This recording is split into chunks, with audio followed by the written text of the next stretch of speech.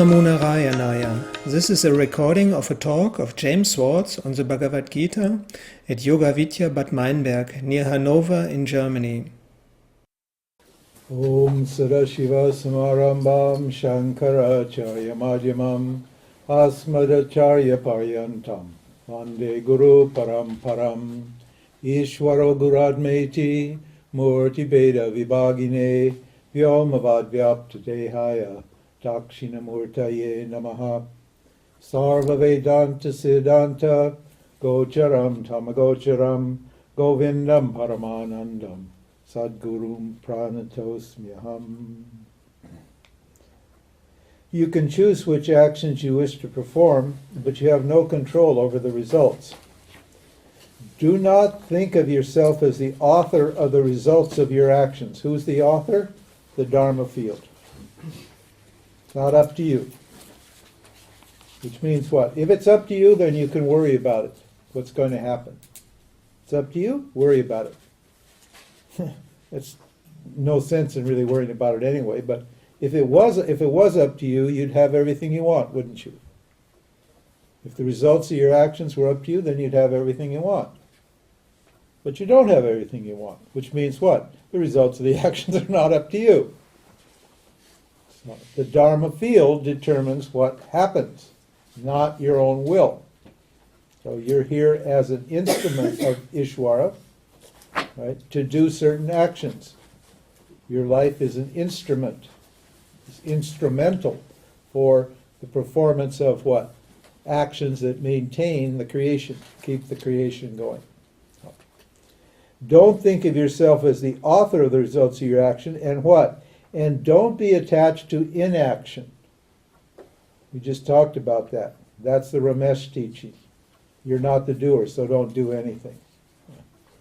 Think, it is very clearly here. Don't be attached to inaction. Remain steadfast in yoga means in this attitude, right? And act without attachment to the results. Remain the same in success and failure alike. This steadiness of mind is called yoga. There's a little more to it than just equanimity, in other words, indifference. Actually, karma yoga is an attitude of gratitude. Because what's making these vasanas that are keeping you bound to action? Selfishness. You're only interested in yourself. You're not yourself, but you're what? Your body, mind. That's what you think is yourself. And so you're doing actions to please your body, mind. That's what's producing the vasanas. Huh? So what's this attitude? An attitude of gratitude. What? To whom? To the Dharma field, to God. And why should I have this attitude? Because God has given me the thing that's most important to me. What is that? My life. I want to live a long time here. When you wake up, you always want to live another day. Even when you're 90 years old, you want to live one more day. Why? Because it's beautiful here. Life is beautiful, and you're beautiful. You've been given beautiful equipment, and you've been put in a beautiful world by a very generous and kind and compassionate deity, God, the world, consciousness, and what? And you, what? You should be grateful for what you have, and therefore when somebody gives you something that is valuable to you, and there's nothing more valuable than your life, then you should what? You should reciprocate. You should give something back. And all you have to give is what? Since none of it's yours except your actions, you can contribute your actions to the world. In other words, you break that self-centered, selfish notion that's producing these binding vasanas by what? By offering, by making your actions an offering. So your work is your worship. This is the religious or the spiritual part of karma yoga. It's not just a cool materialist point of view. It's a religious attitude, an attitude of gratitude. And so therefore, I see my work and my life as a worship of what? Of the Creator, of God. And what does that do? Every action, and what do I do? When a result comes, well, how do I do? I take it as what? As prasad. Thank you, Lord. Thank you. I needed that. This is why I said there are no bad results, because bad results are good results. Bad results what? Teach me where I'm going wrong. Bad results wake me up to what?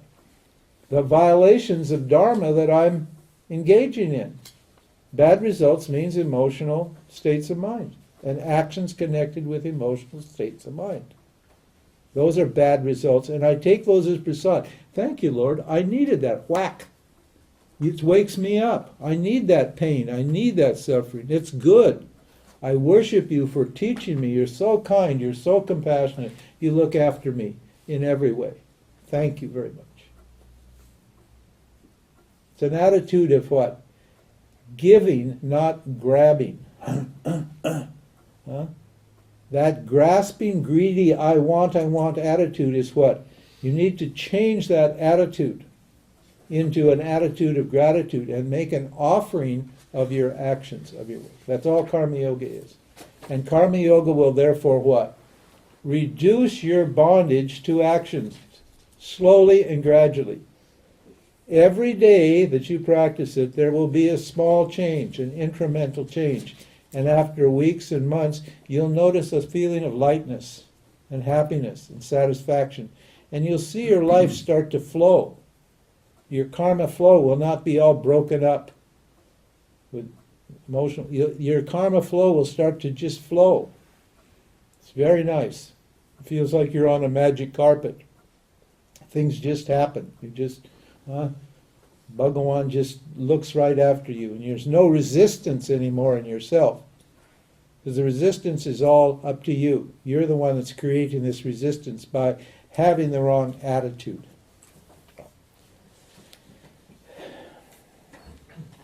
Desire-prompted action, now he's talking about there's certain kinds of actions which are good and some. Desire-prompted action is inferior to action performed with the karma yoga attitude.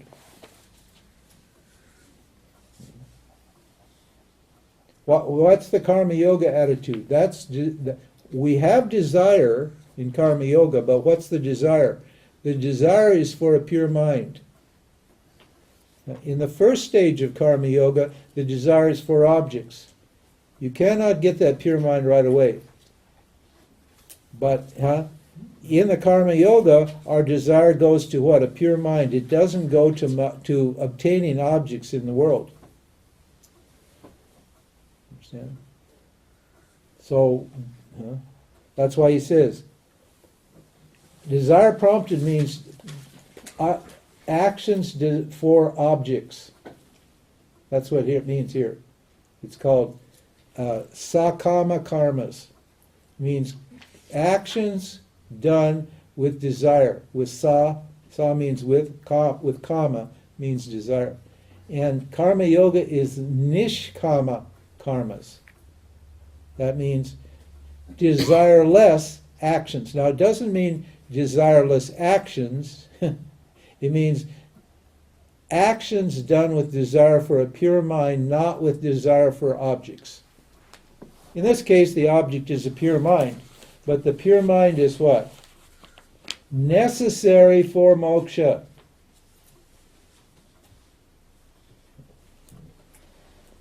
He says, take refuge in this attitude. Those who perform action only for the desired results are misers, meaning they're selfish, self-centered people. Misers are hoarders. They're people who keep everything to themselves. They're only thinking of themselves. Whenever they get something, they hide it away. And they're looking around, oh, no, and they won't let anything go. You know, You want to spend one nickel, one dime. Oh, it hurts. Giving out a hump. Oh, no, I can't do that. It's that miserly attitude. Huh? Yeah, we're that way with our actions. Somebody calls you up and they want you to do, oh no, I can't. I look at my schedule. They look at, oh no. Even if your schedule's got nothing in it, you'll say no. Because you don't want to give yourself. You don't want to share your time with somebody else. You're too selfish. You got, oh no, I'm watching video. I can't go and help you do this or do that. Sorry. It's a miserly attitude, self-centered attitude. And all that does is keep you bound to karma, that's all.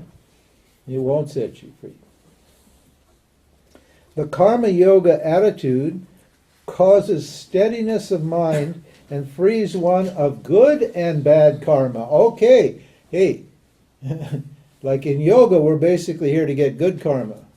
But in Vedanta, we're here to get rid of both good and bad karma. We don't want good karma. We don't want bad karma. We want a mind that's what's free of karma altogether. Good karma is just as binding, just as much trouble as bad karma. You can get just as vain and egocentric and attached to good karma as you can to bad karma. You can get a huge spiritual ego if you have good karma. You think you're so good, you're so holy, you're so pure, you're so spiritual. Yeah. Does it mean actions done in this attitude don't produce any karma? They don't produce karma, yeah. They burn up karma. Karma yoga burns up your karma. It doesn't produce karma. It removes your good karma and your bad karma. By what? By neutralizing your papas and your punyas. Your good karmas and your bad karmas. Your likes and your dislikes. You know, you sacrifice what you want and what you don't want for what Bhagavan wants for you. Bhagavan means the world, the field. I call it Dharma yoga.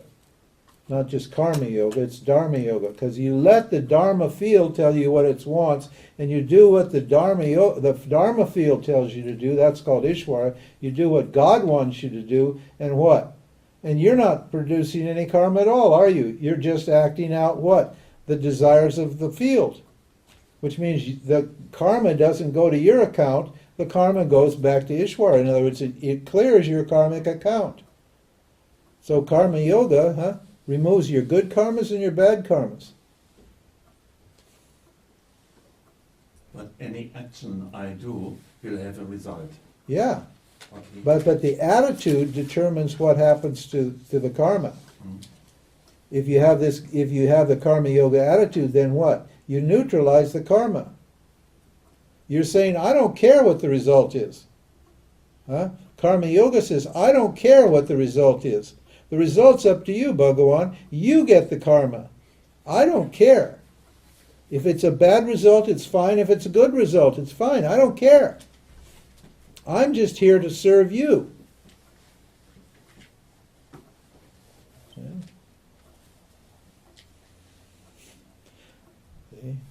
That's a tough one, isn't it? Because the ego, what? That's like a big marquee pointing at your ego. You're going to find resistance here. There's a lot of resistance to karma yoga because that ego, that part that likes your likes and dislikes, they're under attack all the time. Because this attacks your ego. This doer enjoyer entity. The ego is the doer enjoyer entity. It's called aham karta, karta, and bhokta. The karta, the doer, is the ego, and it's doing to get results. The doer does to become a bhokta. A bhokta means an enjoyer. You do not do actions for what? To suffer. You do actions to enjoy. So the doer is what? He's doing actions for results. Now, if he says, I don't care what the results are, then what? He breaks this whole cycle of desire and action. You leave the results to Bhagawan, then what? They don't come to me.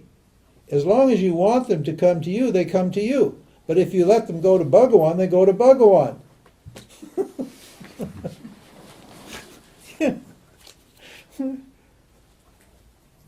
Your whole karma is based upon your attitude, the thought in your mind when you're acting.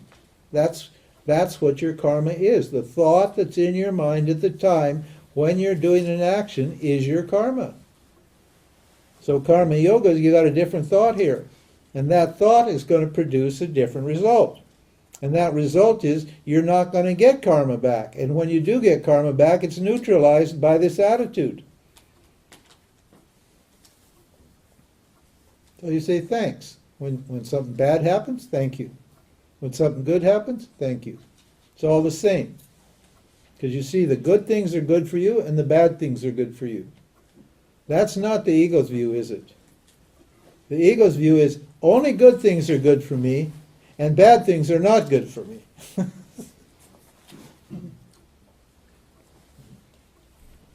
And it's that attitude that's causing this bondage to action. He said, therefore, commit yourself to karma yoga. Karma yoga is discretion in action. That means you have free will. You can choose to act with this attitude or not. It's up to you. With karma yoga attitude, the wise, no longer concerned with the results of their actions and free from the bondage of rebirth, accomplish the result that is free of limitation. What's that? Moksha. The Vedanta is the yoga of no contact. Yoga means to contact, and Vedanta is the yoga of no contact. That means what? A result that's free of limitation. What's that result? Means what? Knowledge. Self-knowledge. I'm free. That's the result. So karma yoga is what sets you free. What? By preparing your mind for receiving the knowledge. If your mind is prepared, then this teaching will just click. If it doesn't click, if it's hard on you, then you need to do some karma yoga here. In karma yoga, you rely on your own self, your own efforts, but you have Bhagawan as a backup.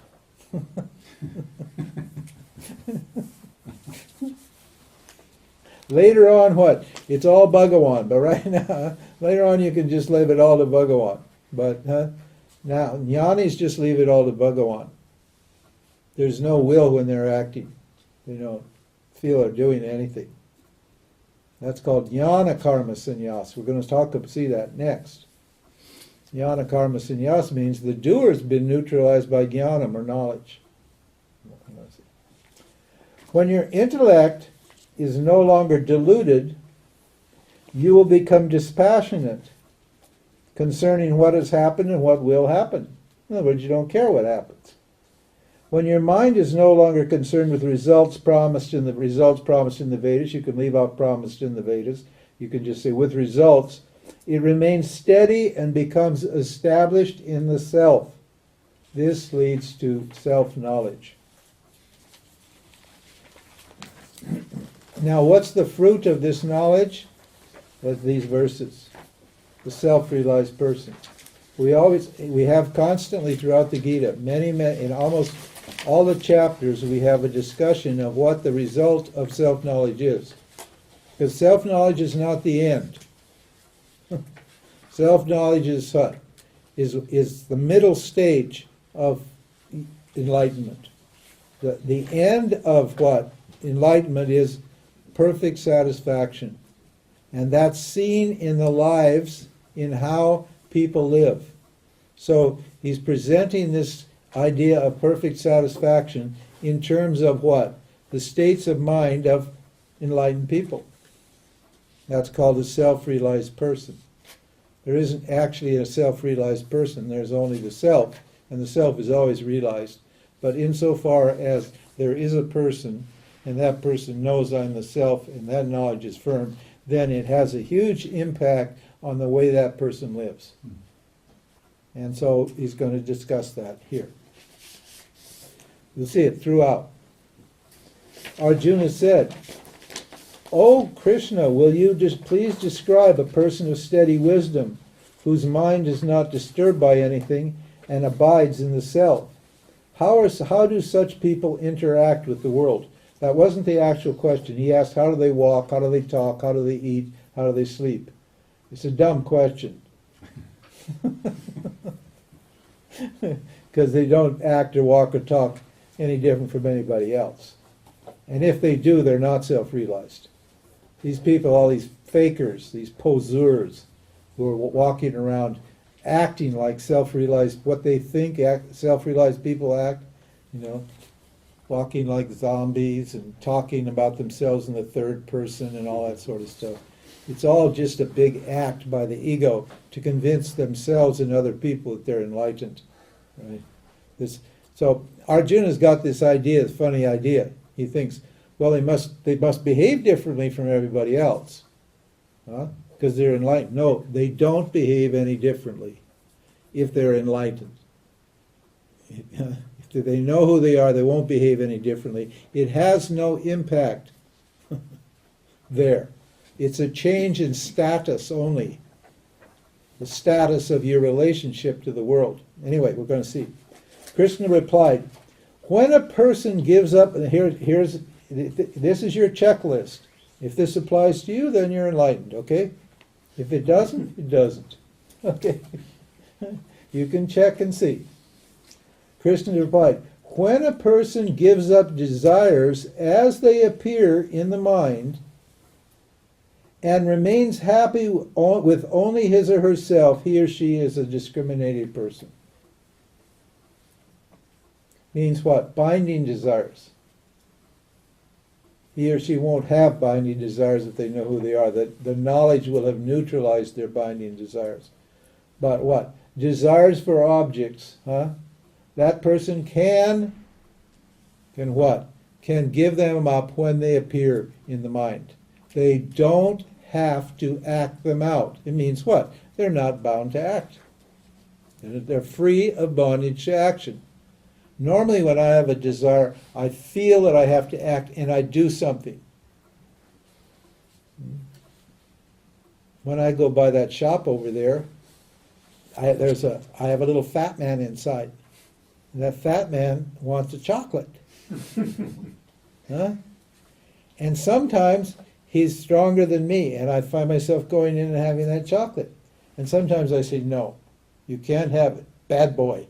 And I walk on. I feel very proud of myself. I said no to my desires. So I'm enlightened then. Okay?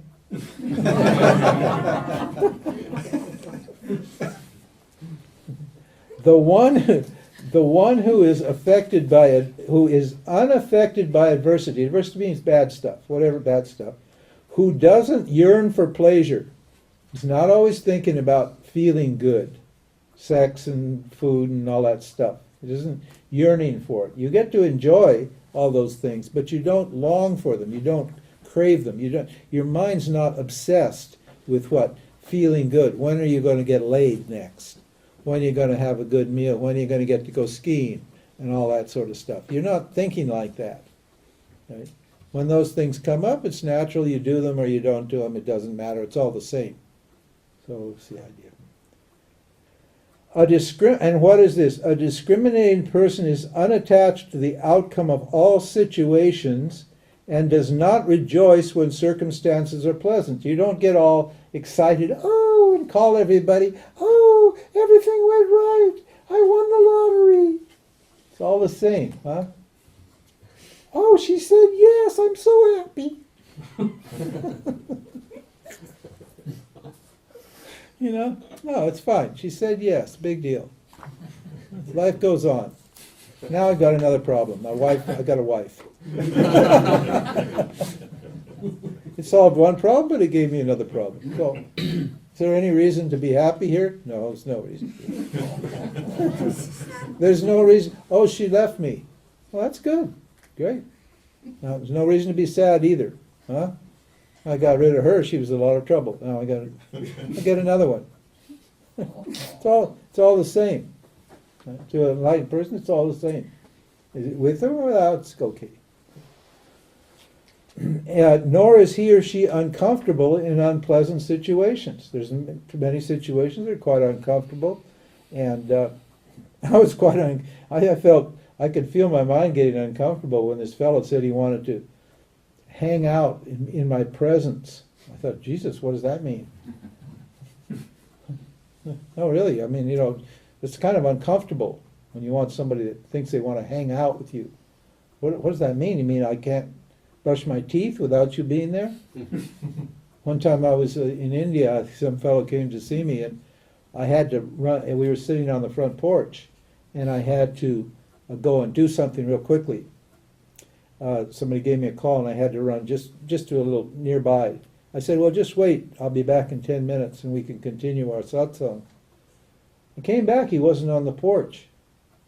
And I thought, well, he got bored. He left.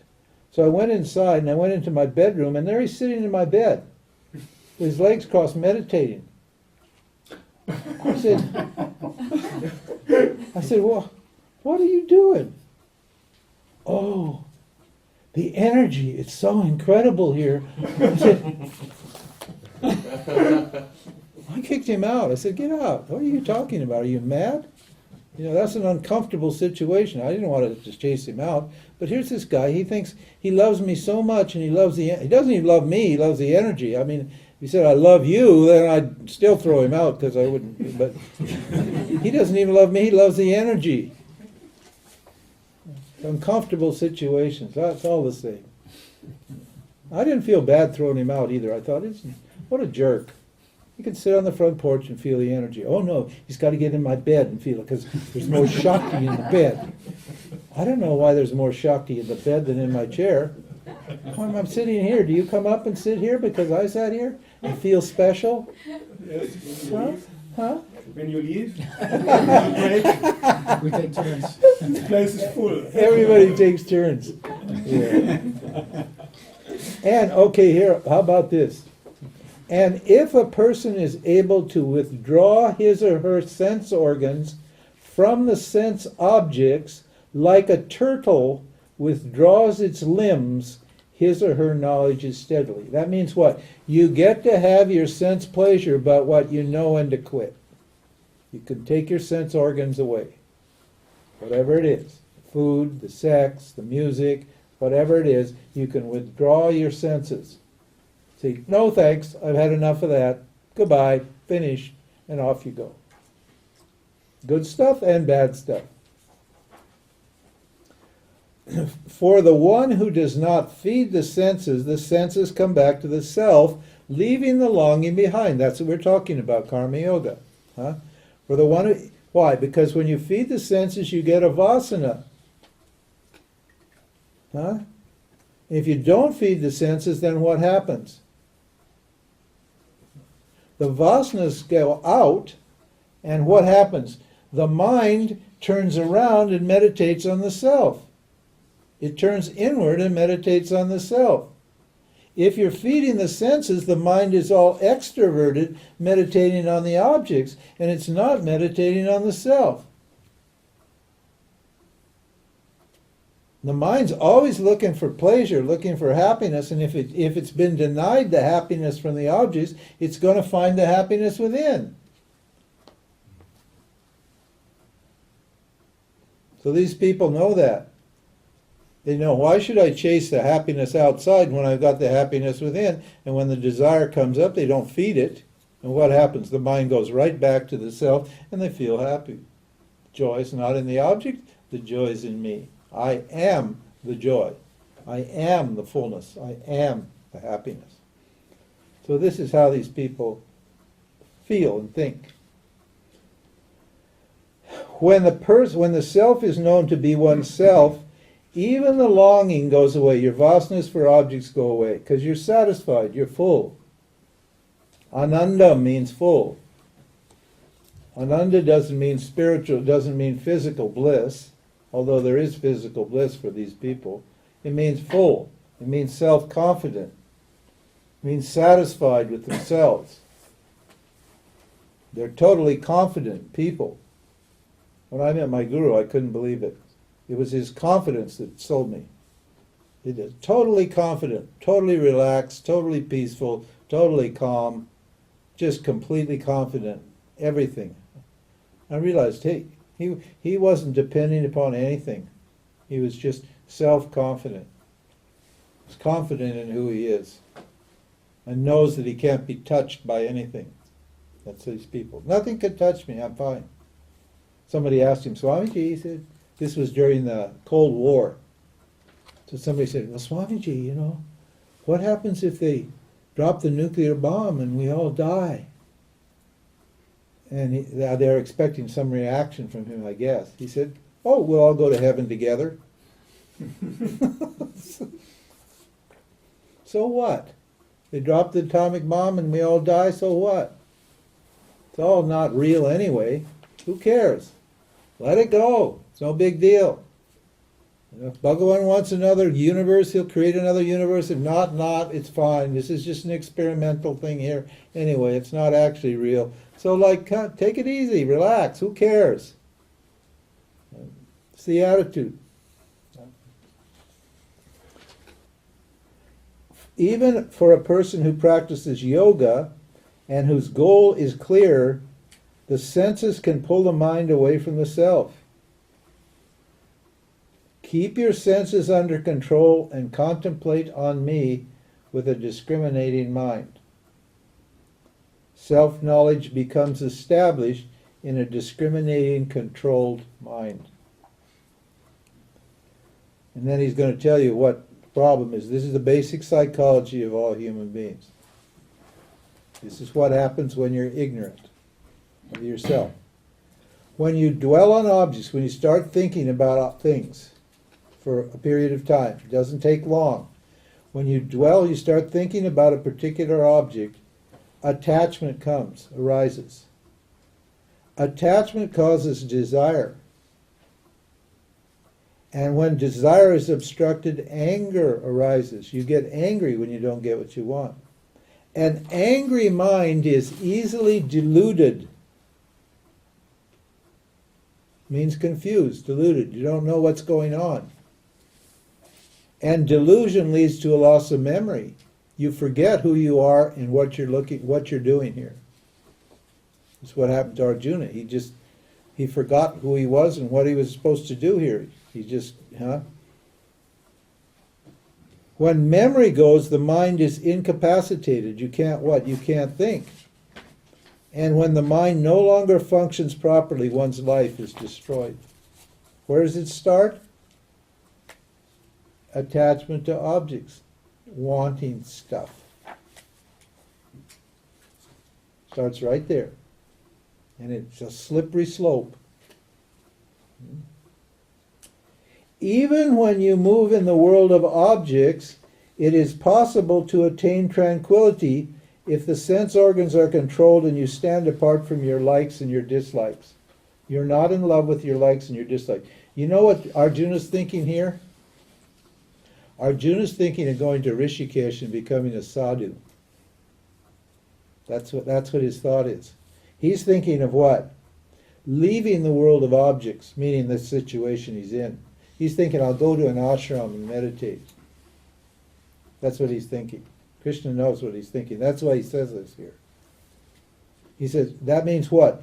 You, right here in the battlefield of life, you can do this and you should do this. Because if you run to a cave, you run to an ashram to avoid your karma in the world, you'll be back in the world before you know it.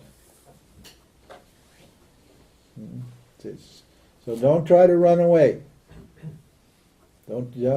If you're like don't like the world, and you haven't and you aren't sure that you've completed your karma there, and you don't have the temperament of a sannyasi, you still have the temperament of a karmi, a doer, and you go to the cave or the ashram or something like that, you'll be back in the world.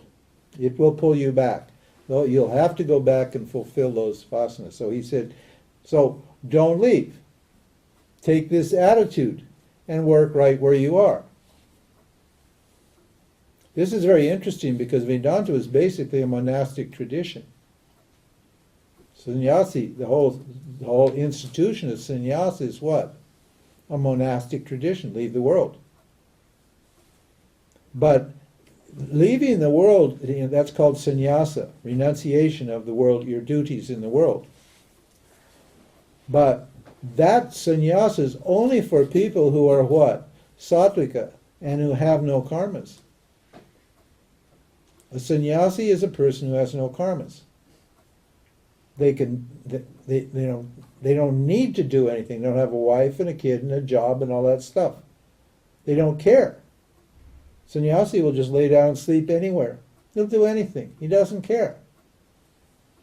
So with those people, the contemplative life, the caves are fine. Ramana Maharshis, those kind of people. They're perfect. Ramana went to the cave and he didn't go back home and play cricket with his friends and eat his mom's idlis. He sat in the cave. But if you try to go sit in a cave in the mountains, you'll be back soon enough, I'll tell you. Because you don't have the mentality for it, the maturity for it. It's not there. So he's saying you have to stay where you are and do things with this attitude. Self-knowledge, easily established in a tranquil mind, destroys existential sorrow. But for the agitated mind, there's no self-knowledge. Contemplation does not take place, and without contemplation on the self, there is no peace. Without peace, how can there be happiness? Self-knowledge will not stick in a mind distracted by changing sensations. They carry it away just as a strong wind carries a small boat across the water. Therefore, Arjuna, the self-knowledge of one whose senses are free of their respective objects is steady. In that dark daylight world in which beings sleep, the wise person who has mastered the senses is awake. Just as water flows into an ocean, leaving the ocean unchanged, objects arising in the mind of a self-realized person leave it unchanged. But the desirer of objects is never peaceful. The one who abandons the belief in I and mine and moves through life without longing is peaceful. Why can you abandon the idea of I and mine? Who does this all belong to? Ishvara? Maya. Maya owns it all. It all belongs to Ishvara. It all belongs to what? To God.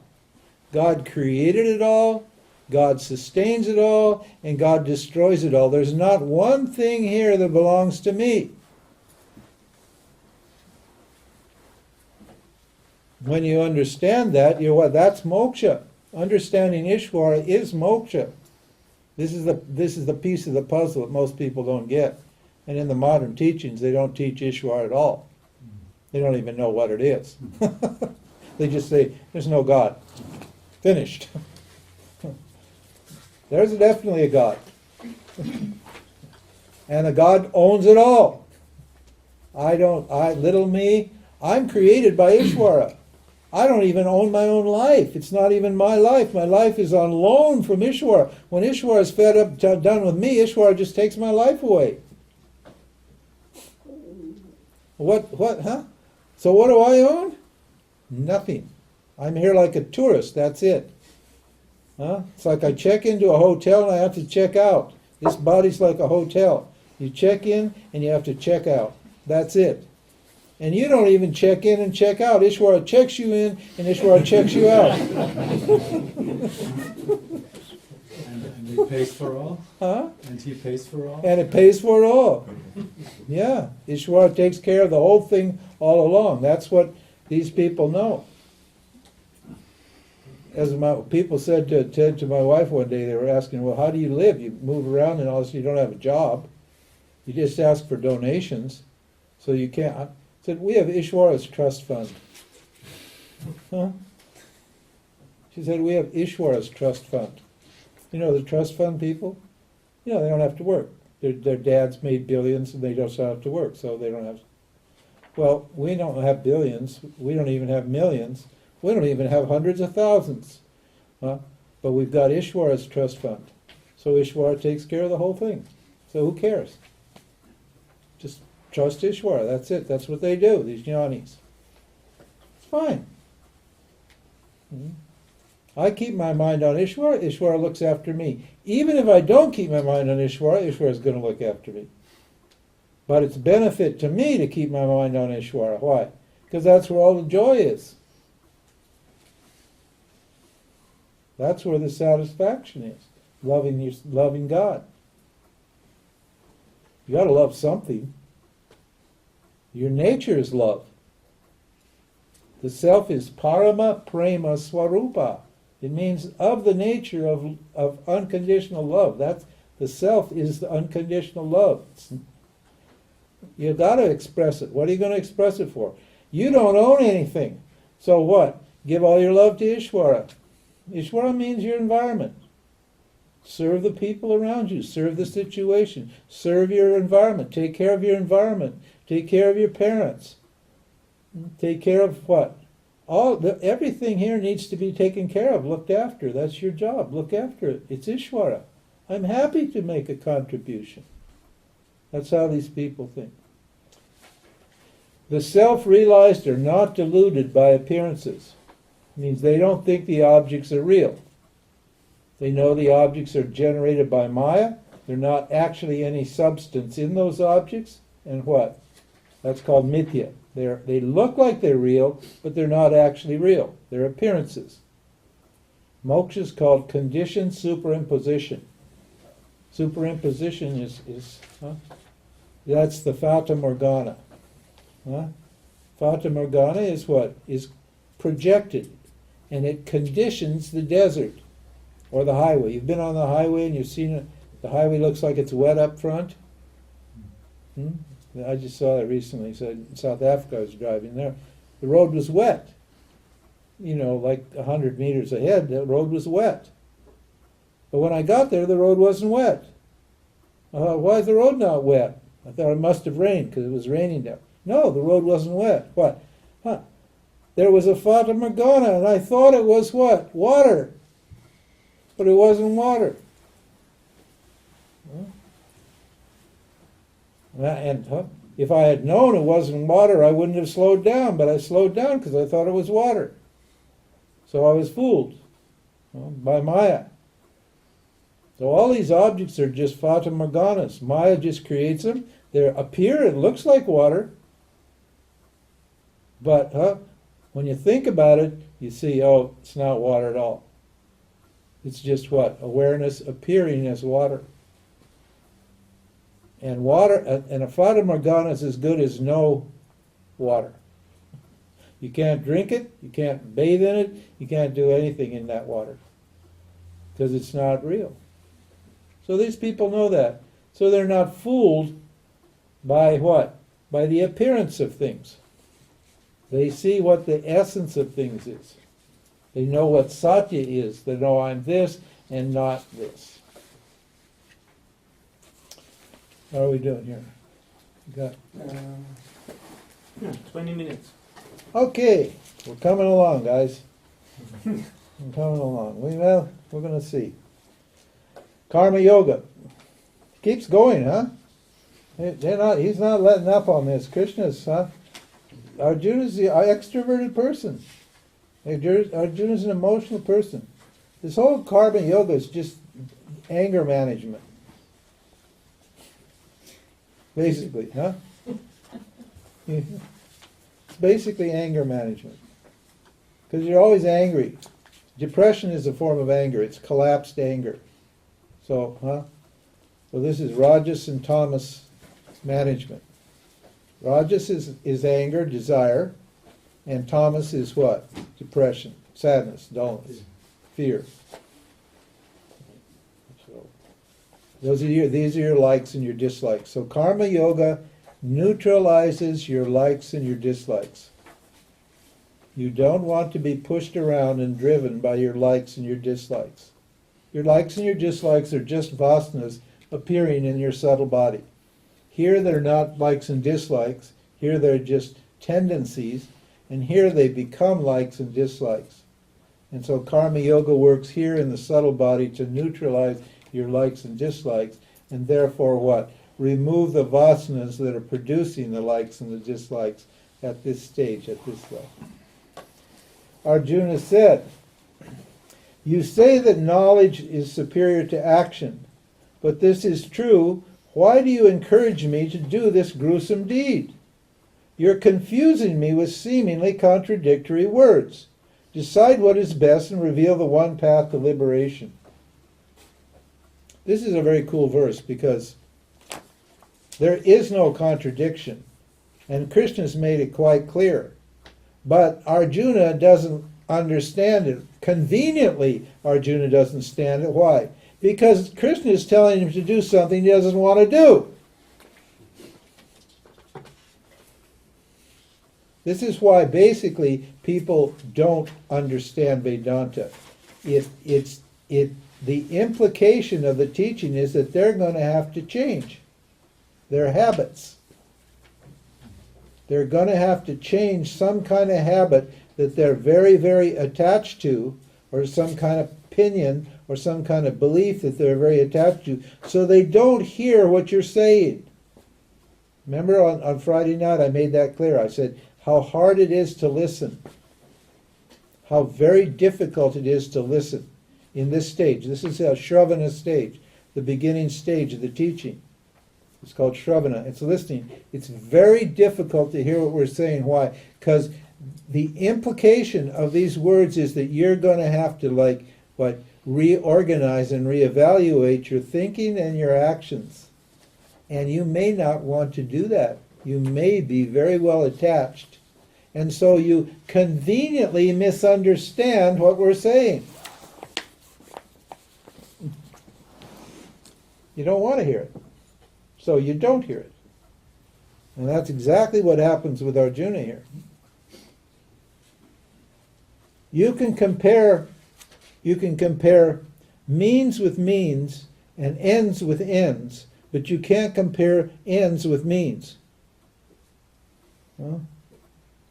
So what? Karma yoga is a means to an end. There's no contradiction. Huh? Understand? And he thinks it's an either or. Either I should go for knowledge or I should go for what? For action. I should do what you tell me to do or I should go for knowledge. What does he want to do? He wants to go for knowledge. Why? Because he doesn't want to do his job.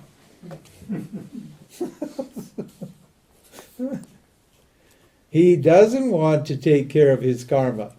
He wants to run away from his karma, and that's why he purposely misunderstands what Krishna is telling him. Krishna is going to explain it. I ordained a twofold lifestyle for beings in this world. The path of knowledge for renunciates and the path of action for doers. You cannot get free of action merely by non-performance of action. Okay? You cannot, just by not doing action, you're not getting free of action at all. Because not doing action is an action, isn't it? Because you're never not doing actions. This is the joke. Huh? So he thinks he can just stop doing what he's doing and he's going to be free of action, but he's not. He's just, all his vasanas are just going to come out and cause him to act again, that's all. Nor can you attain liberation simply by what? Renouncing action. Because all you'll get is what? A state of mind of a renunciate. You won't get free. Indeed, you cannot avoid action even for a second because what? The gunas, sattva, rajas, and tamas, compel you to act. Awareness is shining on the gunas, sattva, rajas, and tamas, on the causal body. It's forcing you to act. We just explained that earlier. So you have no choice about action. You're acting all the time. So he said, so karma yoga is a preparation for sannyasa. for renunciation. And we're not renouncing actions. There's several stages. The first stage is I renounce what? I renounce actions, certain actions, bad actions that I shouldn't do. The second stage is what? I renounce the results of actions. And the third stage is what? I renounce the doer of the actions. Because if you renounce the actions and the results of actions, what do you still have left? What's still left? The doer. The doer of the actions is still left. You still think you're a doer who's renounced. So these people wandering around, you see them in the spiritual world. Kirwanamala is great for that. It's like a movie. You know, they'll wear their orange clothes. The Western people, it looks really weird. And they have their little sannyasi outfits and their beads. And often the men will have a staff, a stick. And they wander up and down the street where everybody can see them. Because they want you to think that what? They've walked away from the world. Like, I'm a little Ramana here. You don't know that, but I'm telling you, I'm a little Ramana. See, I've walked away from the world. But what didn't you walk away from, sir? I didn't walk away from the one who's walking away. You didn't get, did you? The one who's walking away is still you. Before you had all this stuff, and now you don't have this stuff, you're still the same jerk. You're still the same idiot who had all those things, now doesn't have those things. You haven't walked away from anything, man.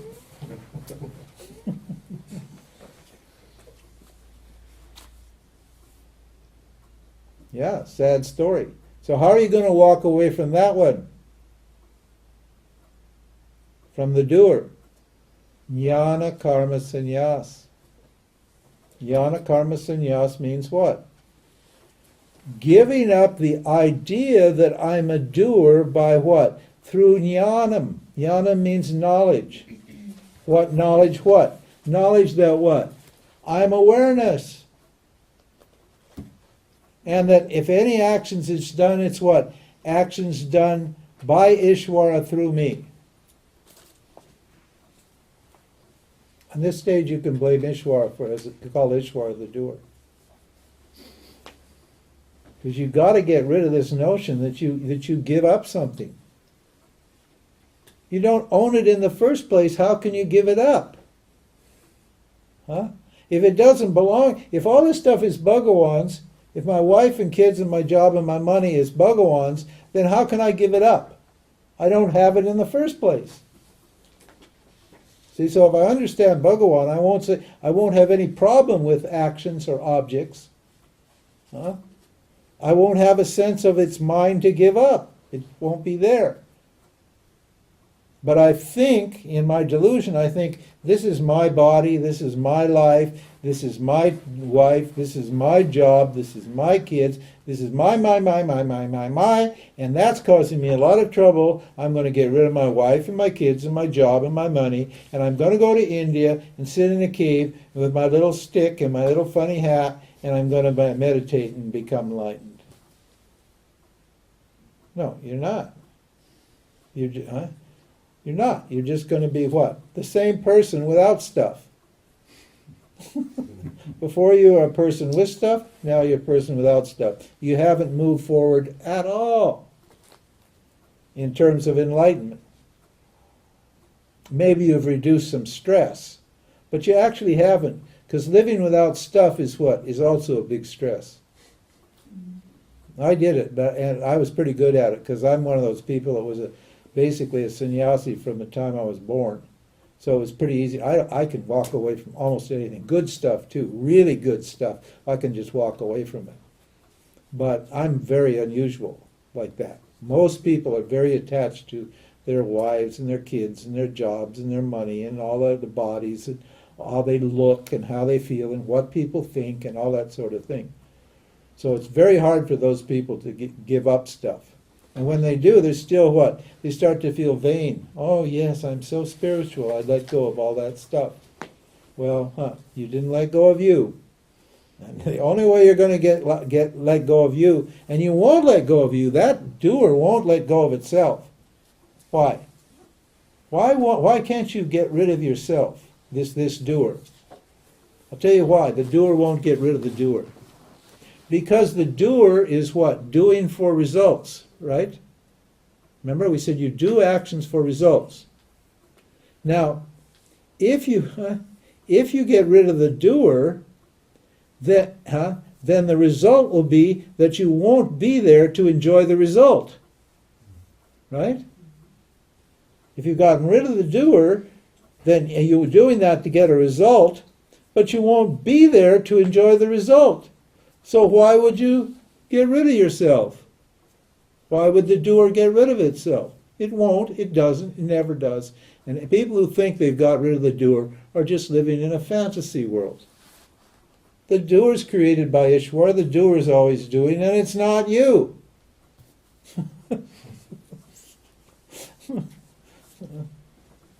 Understand?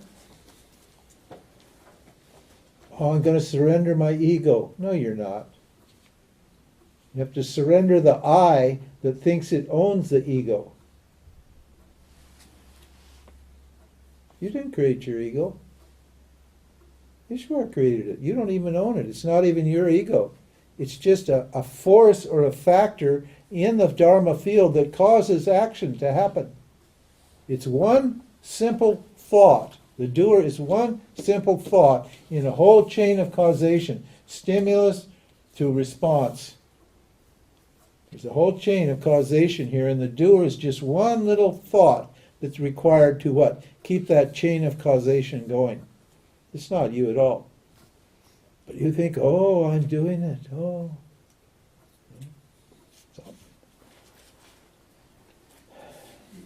A person who controls the sense organs, yet craves sense pleasures, is confused. See a lot of people in the spiritual world doing this. It's better to control the senses and act with a karma yoga attitude, understanding. Because action is superior to inaction, you should do what has to be done. So it's even impossible to maintain the body without action. You need to feed it and so forth. Actions other than those done in a sacrificial spirit, in a karma yoga attitude, bind you to karma. Now, where did this idea come from? The Creator, Bhagavan, Ishvara, God, whatever you want to call it, instilled this spirit in the beginning. Right? It's right there in the beginning. You see it. All of the creatures, all of the beings in the creation have this spirit, except human beings, because human beings what? Have free will.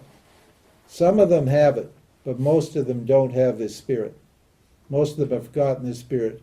They've got involved in just looking after themselves, not looking after the total. It says, the Creator instilled this spirit in the beginning and said, by sacrifice you shall multiply. By sacrifice, by giving you will get. Not by getting you will get, by giving you will get. There's a poet that said, the heart that gives gathers. The heart that gives gets. That's how you get. It will fulfill your desires. That attitude will fulfill your desires. That's so fulfilling to give that your desires dry up. Honor life with this spirit, and it will honor you. Life will look after you. While you start serving the world serves you back real nicely, very nicely. If you're just extracting from the world is going to what? Start extracting from you. You'll always feel you're losing something. The world will just take it away. You just contribute and the world just keeps contributing. There's no end to the kind of life you can create with this spirit. You have no idea where you can go and what can happen and the experience you can have if you have this spirit. It's unbelievable. This attitude leads to freedom. When you honor life, it supplies desirable things. But if you enjoy its gifts without offering something in return, you're a thief. First he said you're a miser, and secondly he said you're a thief. Those who eat the remnant of the sacrifice incur no guilt. Means what? Who take everything as prasad. But those who eat only for themselves eat guilt. You will feel guilty if you're just going after your old number one all the time. You'll not understand it, why you feel so bad, why you don't feel good about yourself. You'll think, I don't understand, because your mother and your father and the society told you, you need to get more and more and more, you need to do all this, you need to have all this. If you don't have this, you won't be valid as a person. You're not any good unless you have this and that and the other thing. And they whip you up and feed your desires to have stuff over and over and over again. And then you feel bad. You can't understand why you're feeling bad, because you did everything you were told. You got all the toys. But you still feel guilty. Why? Because you're only looking after yourself. That's why. And you've got a duty to what? Look after Ishvara, after the world. Serve the world. Living beings are born of food. He's just saying how this whole thing works. Living beings are born of food. Food comes from rain. Rain comes from the effect of sacrifice. And sacrifice is born of action. This is the ecological system. Did you see the movie Avatar? They got that idea from the Vedas. It's the same idea here in the thing. These are beings who what? Who looking after their environment. And so the environment loves them. The animals, the plants, everything loves them, and they're all in a good relationship with their environment because they love them.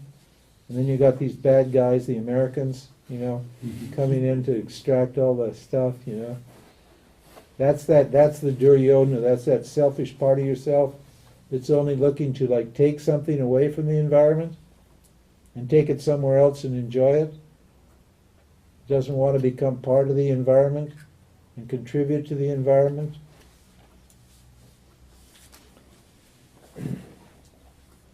The Vedas encourage this sacrificial religious attitude, and the Vedas come from the imperishable self.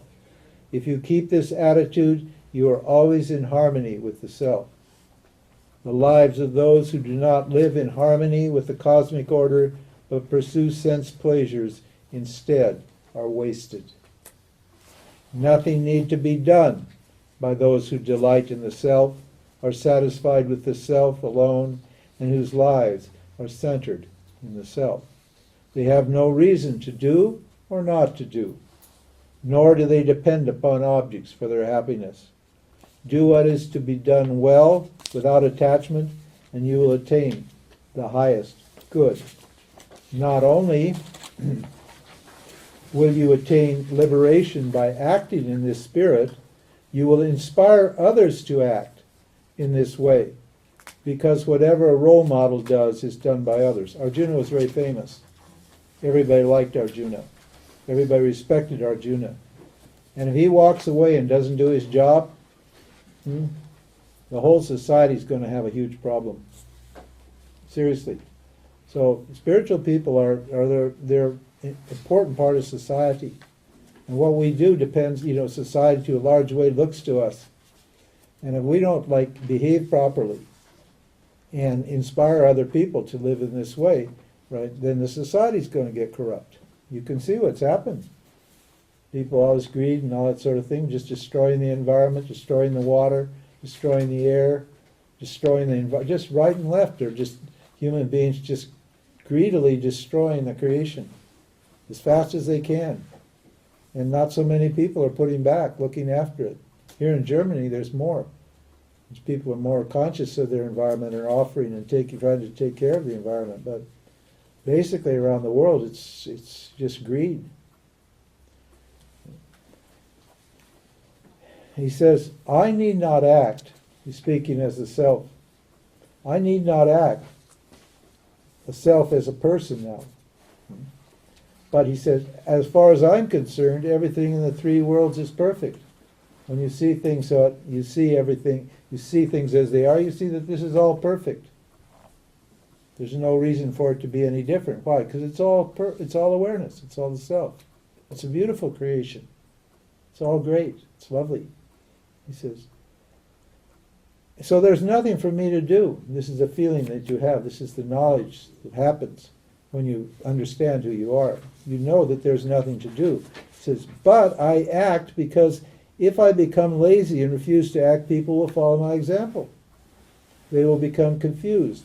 The social bonds that keep a society healthy would unravel, and it would deteriorate.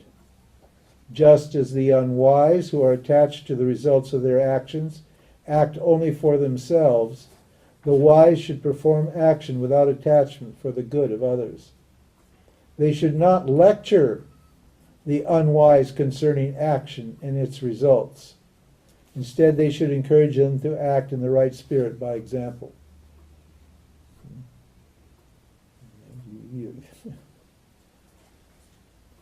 It is, I'll go telling people off, just, all right, with your children particularly.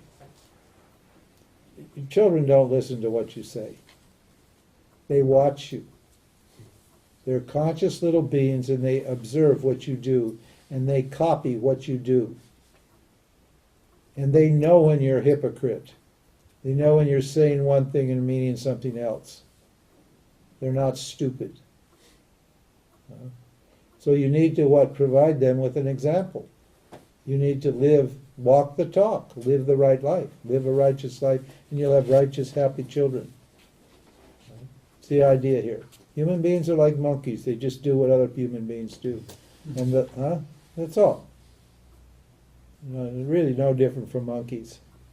And the monkeys always look to the big alpha males. What the alpha male does, they all do. So, it is a delusion to think I'm the doer, because actions are caused by the gunas influencing the body. Gunas means Ishvara. Maya, we said, was trigunatmika Maya. We said it yesterday. Maya is the three gunas. So that's what's causing actions. He says, caused by the gunas, and what do? They influence the body, mind, and the senses. The wise, where are we got here? The wise, however, remain free because they understand that the body-mind sense complexes engages its objects automatically. That means what? You don't have to hook your senses up with objects to change your experience. Your senses are already hooked up. Whatever means what? Whatever you're experiencing now is what Ishvara wants you to experience. And so Ishvara is connected. Your eyes and your nose and your tongue and your skin and all your organs is connected, all the organs, to the right objects all the time. There's no reason why you need to change your behavior and change and control, put your sense organs here and there. Because Ishvara has already done it. And if you're trying to mess with Ishvara because you're dissatisfied with your experience, then you should look and see why you're dissatisfied with your experience, not try to change your experience. Changing your experience is just going to create another vasana and dig you deeper into the samsara pit. Analyze why you don't like what you've got. Figure out what the problem is, and you'll see that it's a subjective problem. It's a knowledge problem. It's not an experiential problem. Those unaware of how the gunas affect action get caught up in the actions of the body-mind-sense complex. So the key here is to understanding the gunas. My next book that my wife and I are going to write is on the gunas. This is a real super topic. And we've been promising it for a couple of years, but Ishvara has had other ideas. And it looks like now we've finally got our plate clear, and it seems like that book is going to happen. I've got all the material, and so should be maybe this year sometime, within maybe the next 6 months or so, we'll probably have a good book on the gunas. Because that's the key here. It says, if you're not aware of these gunas and how they're working, you're going to get caught up in actions. And it's a pretty simple method. The Triguna Vibhava Yoga is the most sophisticated yoga. We only usually teach that at the very end. We use it to describe certain things, but actually how to manipulate your experience, how to create your experience, how to purify your mind using the views, and how to transcend your mind using this knowledge of the gunas is a great... oh, is it time to quit? What time is it? 7 after 12. Oh my God, I'm going. Let's see. Let me see what we got here. How are we doing here? Chapter 4? Yeah, we're doing all right. By evening, I'm going to try to aim to get through the chapters, through chapter 6 by the end of the evening. So we got 2 sessions this afternoon and a long session, or 2 sessions this evening. We can probably cover the first the first section of the Gita. The Gita is organized into 3 sections. The first 6 topics deal with the jiva, and they deal with karma yoga. The second deal with vipassana yoga, which includes Ishvara into the equation, and in other words, knowledge of Ishvara and meditation, different bhakti and meditation. And then the last 6 chapters deal with the identity between jiva and Ishvara. And so we'll do those the last 2 days. So that way we should be able to cover the whole text. So I know it sounds kind of silly, but it's not really silly, because most of you people already know a lot of this, and it's a lot easier than the Swamis in India make it out, okay? If you're qualified, this is a lot easier. And I get criticized for making it too simple, but it works. There's nothing really very complicated about enlightenment.